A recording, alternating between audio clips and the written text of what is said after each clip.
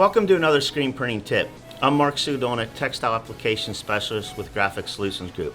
Today we're going to be printing Wilflex Epic Plush Base. We're going to add 3% of white pigment and 2% black pigment to give us a gray. We're going to print this through a 110 mesh. We're just going to do a flood and a simple double stroke.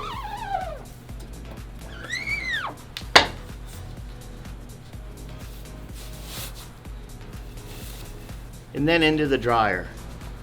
The plush base is going to give us a chenille kind of velour, velvety feel to it, and it gives the shirt, some dimension and just a really good, selling point for something different your competition may not be doing.